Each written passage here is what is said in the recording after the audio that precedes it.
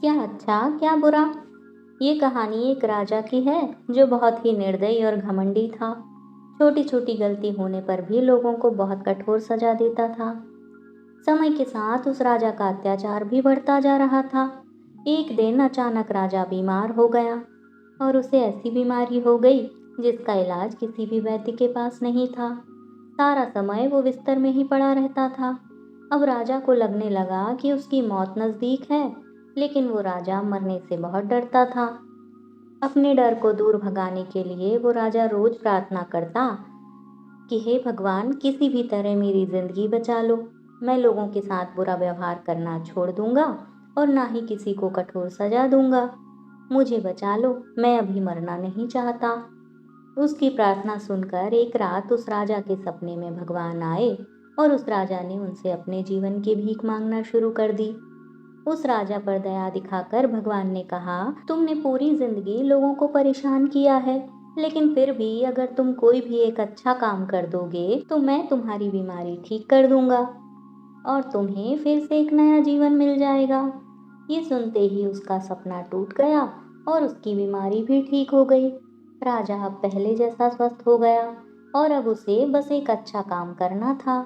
राजा को बिस्तर से उठा हुआ देखकर उसकी पत्नी बहुत खुश हो गई और वो तुरंत उसके लिए एक थाली में फल और मिठाइयाँ खाने को ले आई। लेकिन राजा को बहुत जल्दी थी, क्योंकि उसे एक अच्छा काम करना था। तो उसे लगा कि उसकी पत्नी उसका समय बर्बाद कर रही है और गुस्से में उसने खाने की थाली फेंक दी और अपनी पत्नी पर चिल्लाते हुए वो बाहर की तरफ भाग गया। बाहर जाकर उसने अपने सैनिक से घोड़ा लाने को कहा।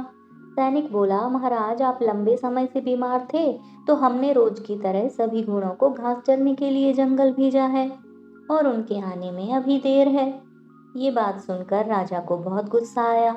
उसने अपने सैनिक को मौत की सजा सुना दी और गुस्से में पैदल ही महल से बाहर आ गया। थोड़ा दूर पहुंचकर राजा ने एक व्यक्ति को भीख मांगते हुए देखा। राजा उस भिखारी के पास गया और उसे सोने चांदी के वो सभी जेवरात दे दिए जो उसने पहन रखे थे। उससे उस भिखारी की गरीबी दूर हो गई और राजा का एक अच्छा काम भी हो गया। राजा खुश होकर अपने महल में आया और चैन से सो गया।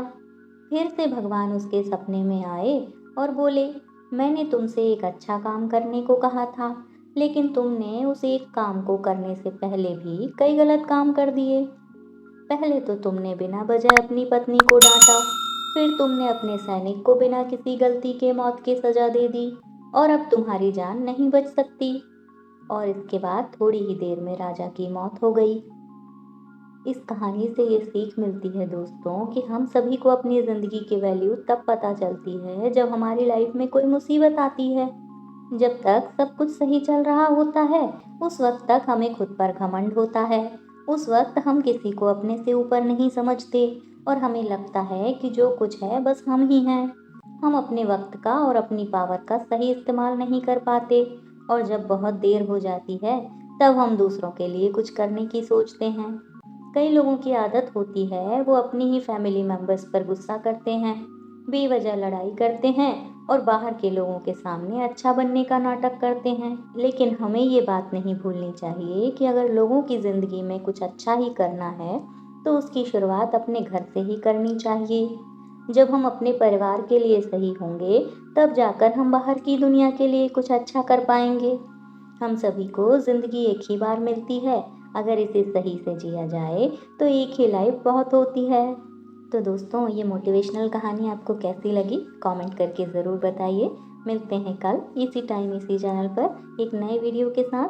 तब तक आप अपना ख्याल रखिए। चैनल को सब्सक्राइब करना बिल्कुल मत भूलिए।